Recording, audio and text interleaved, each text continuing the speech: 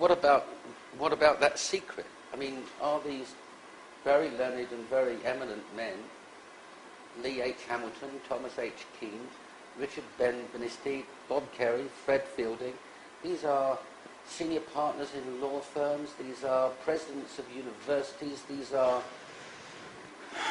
patricians of note who have signed a report saying this is what's happened. Are you suggesting they're all misled? No, they are not. Because the American government was in a very awkward situation. It has divided the so-called truth in a few different levels.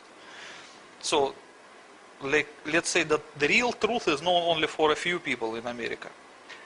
And a little bit lower level is known to different, like, commission members and so on. And it was explained to them that the tower were actually demolished by the nuclear devices that belong to Osama bin Laden. Because otherwise they cannot explain many things. They cannot explain the radiation effect, the ground zero name, and all building 7 collapse, which was not hit by the plane. So they have to produce some other kind of truth, in the quotation mark, for this kind of commissioners. And for them it was produced the second truth, which says that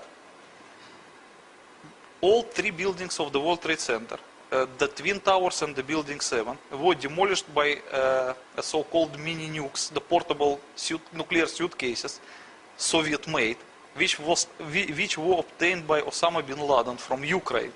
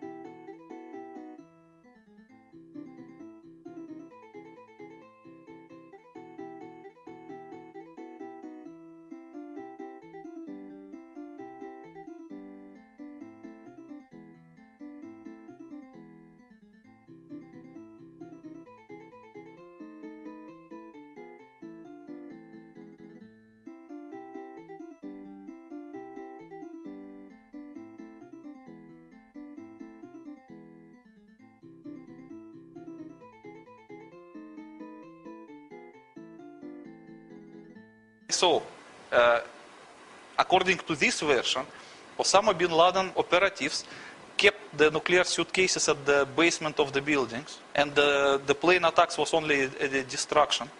And in reality, they detonated them by nuclear explosions of the stolen Soviet suitcase nukes. And it caused the towers collapse. So the members of commissions were advised not to disclose this to public, but just to produce some false report to cover up the truth. Because they don't want to scare the people by the nuclear weapons. And the commissioners agree. Dimitri, let's assume I was a fire chief, a senior fire officer, and I've just buried 343 of my friends, comforted their wives, and a Secret Service agent comes to see me and says, well, we'd like you to keep a secret. Would I really be prepared to do that? It depends on the way they present their arguments to you. As I explained to you, there are at least two different truth in quotation marks for various levels of American officials. And one of them, the ultimate top one, claims that the American officials were obliged, unfortunately, to demolish the World Trade Center by their nuclear devices because they believe there were half-megaton thermonuclear warheads planted above the towers. Those like the one hit the Pentagon. And the reason to demolish the tower was valid enough, because otherwise those warheads may produce half-megaton nuclear explosion, which will destroy the entire New York. And it could kill a few million New Yorkers.